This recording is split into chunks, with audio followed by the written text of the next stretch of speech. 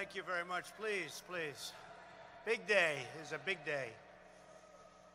And I want to thank our great Vice President for your fearless and tireless commitment to fulfilling America's destiny in space. Thank you very much, Mike. Great job.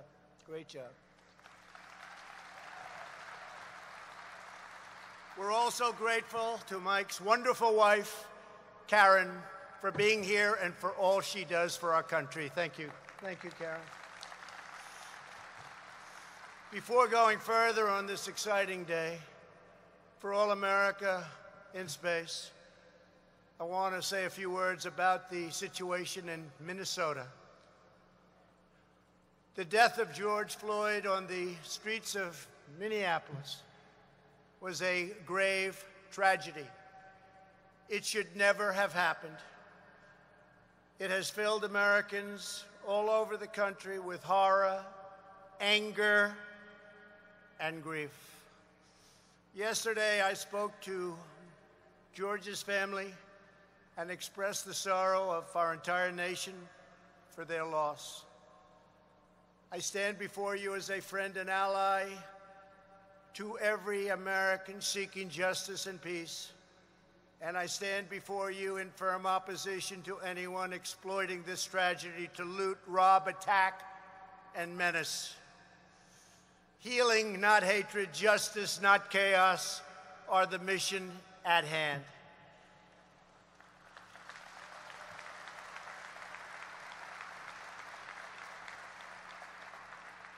The police officers involved in this incident have been fired from their jobs. One officer has already been arrested and charged with murder. State and federal authorities are carrying out an investigation to see what further charges may be warranted, including against, sadly, the other three. In addition, my administration has opened a civil rights investigation, and I have asked the Attorney General and the Justice Department to expedite it. I understand the pain that people are feeling. We support the right of peaceful protesters, and we hear their pleas. But what we are now seeing on the streets of our cities has nothing to do with justice or with peace.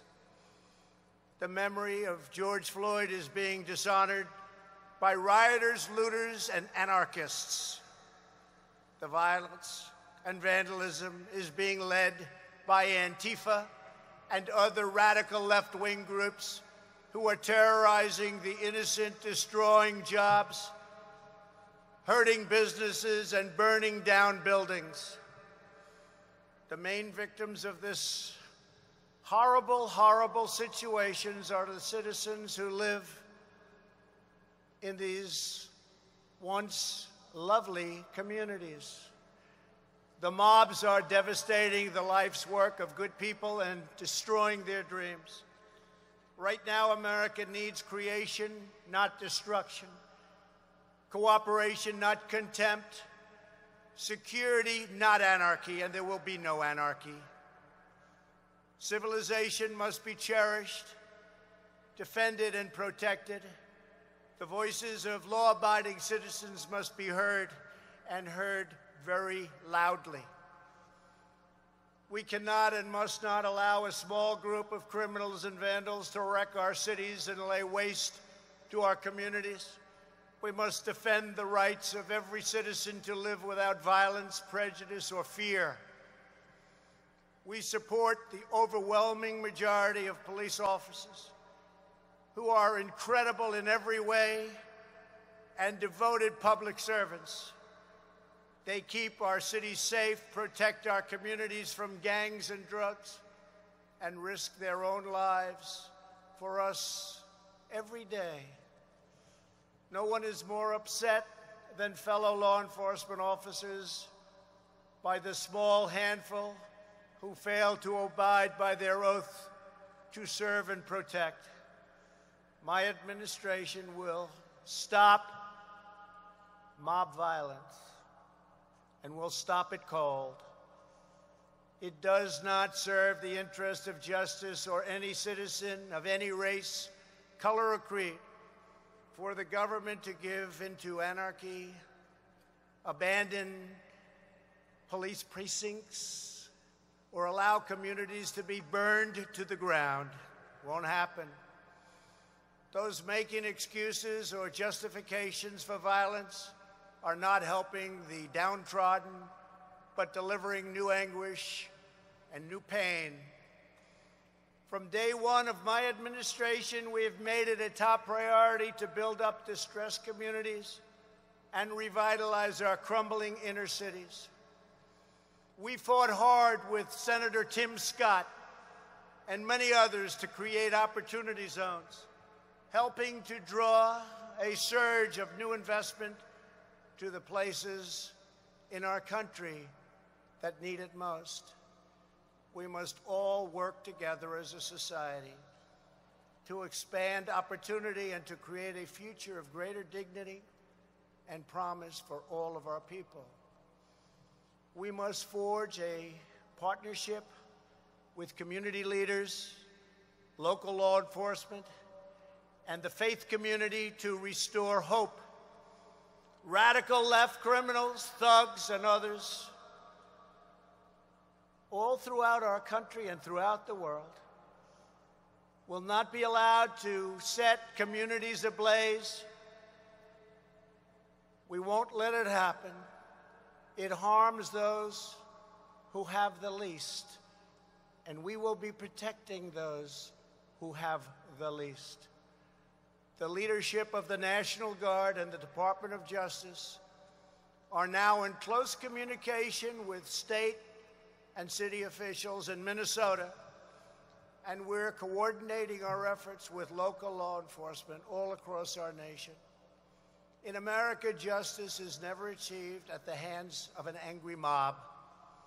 I will not allow angry mobs to dominate. Won't happen. It is essential that we protect the crown jewel of American democracy, the rule of law, and our independent system of justice. Every citizen in every community has the right to be safe in their workplace, safe in their homes, and safe in our city streets. This is the sacred right of all Americans that I am totally determined to defend and will defend. My administration will always stand against violence, mayhem, and disorder.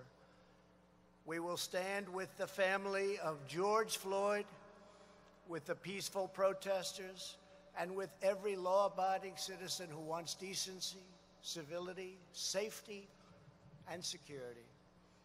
We are working toward a more just society, but that means building up, not tearing down, joining hands, not hurling fists, standing in solidarity, not surrendering to hostility. Moments ago, as we witnessed the launch of two great American astronauts into space, we were filled with the sense of pride and unity that brings us together as Americans. That same spirit which powered our astronauts to the moon has also helped lift our country to ever greater heights of justice and opportunity throughout our history.